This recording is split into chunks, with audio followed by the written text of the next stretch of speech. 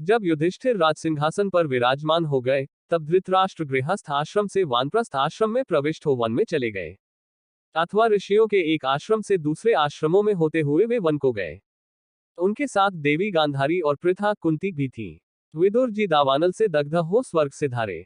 इस प्रकार भगवान विष्णु ने पृथ्वी का भार उतारा और धर्म की स्थापना तथा अधर्म का नाश करने के लिए पांडवों को निमित्त बनाकर दानव दैत्य आदि का संहार किया। तत्पश्चात भूमि का भार बढ़ाने वाले यादव कुल का भी ब्राह्मणों के शाप के बहाने मूसल के द्वारा संहार कर डाला। अनिरुद्ध के पुत्र वज्र को राजा के पद पर अभिषिक्त किया। तदनंतर देवताओं के अनुरोध से प्रभास क्षेत्र में श्रीहरि स्वयं ही स्थूल शरीर की लीला का संवरण करके अपने धाम को पधारे वे इंद्रलोक और ब्रह्मलोक में स्वर्गवासी देवताओं द्वारा पूजित होते हैं। बलराम जी शेषनाग के स्वरूप थे, अतः उन्होंने पाताल रूपी स्वर्ग का आश्रय लिया। अविनाशी भगवान श्रीहरि ध्यानी पुरुषों के ध्येय हैं।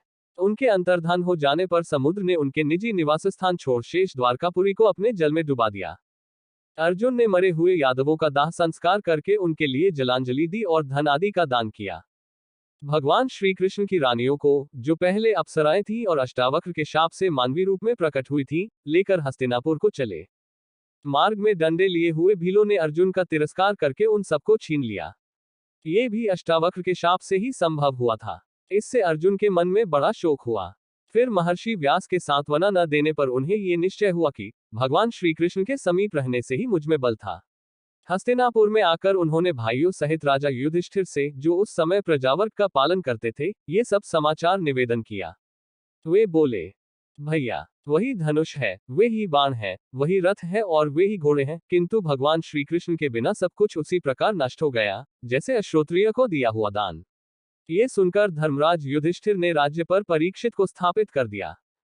इसके बाद बुद्धिमान राजा संसार की अनित्यता का विचार करके द्रौपदी तथा भाइयों को साथ ले हिमालय की तरफ महाप्रस्थान के पथ पर अग्रसर हुए। उस महापथ में क्रमशः द्रौपदी, सहदेव, नकुल, अर्जुन और भीमसेन एक एक करके गिर पड़े।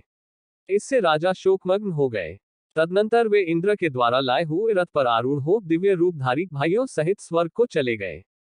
वहां उन्होंने दुर्योधन आदि सभी धृतराष्ट्र पुत्रों को देखा।